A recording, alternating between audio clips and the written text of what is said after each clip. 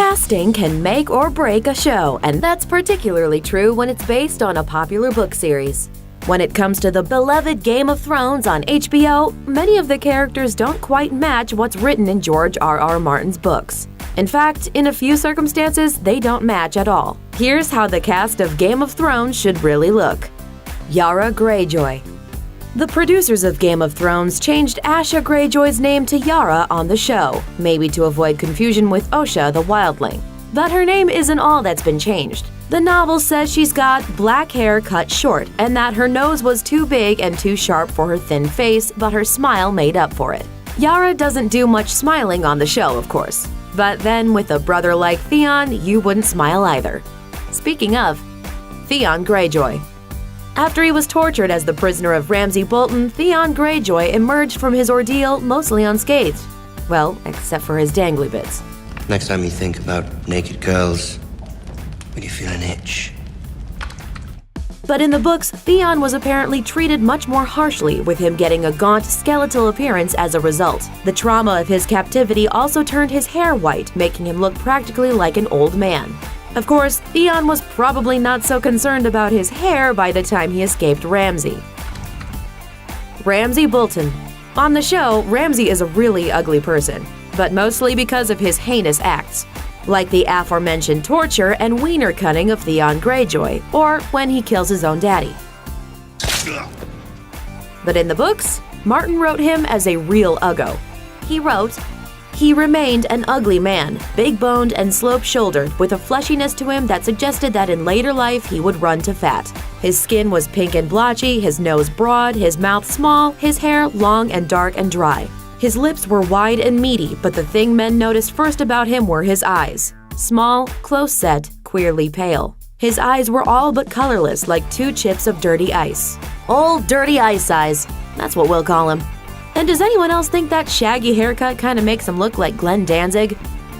Brienne of Tarth.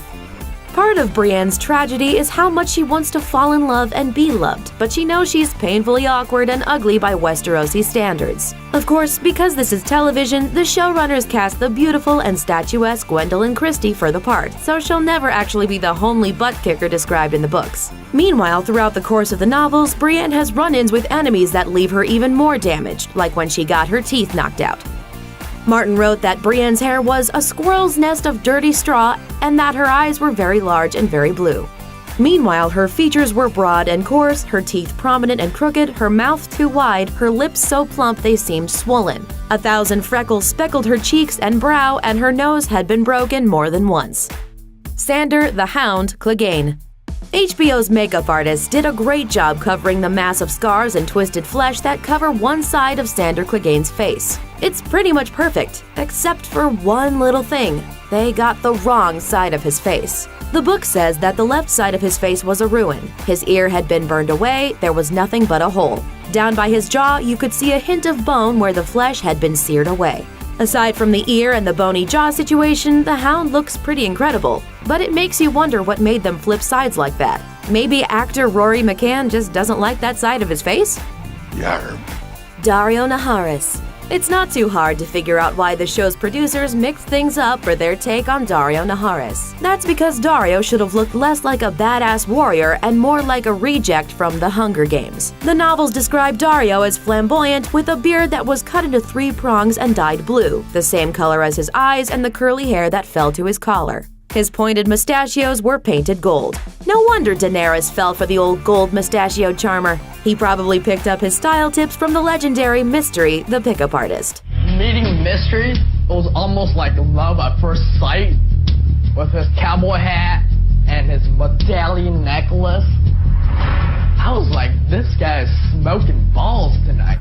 Tyrion Lannister. Peter Dinklage is just about perfect as Tyrion Lannister, better known as the Imp. But there's just one problem, and at this point you can probably guess what it is. That's right, he's just not ugly enough. Noticing a trend here? The books describe him as having a squashed-in face. Then, after the events of the Battle of the Blackwater, he lost about half of his nose. And finally, he has different colored eyes. So, yeah. Jorah Mormont. Don't look so surprised, but Ser Jorah in the books is not quite as handsome as the showrunners would have us believe. Our favorite friend zone knight is more attractive and also more lightly built on the Game of Thrones television series than his book version counterpart. Once again, Martin plainly states that this character isn't going to win any beauty contests. Ser Jorah was not a handsome man. He had a neck and shoulders like a bull, and coarse black hair covered his arms and chest so thickly that there was none left for his head. Yeesh. Kinda looks like a medieval version of, like, Clint Howard. Or Bob Balaban. Or even Wallace Shawn. He'd make a good Jorah, right? Inconceivable! Yeah, you're probably right. Never mind.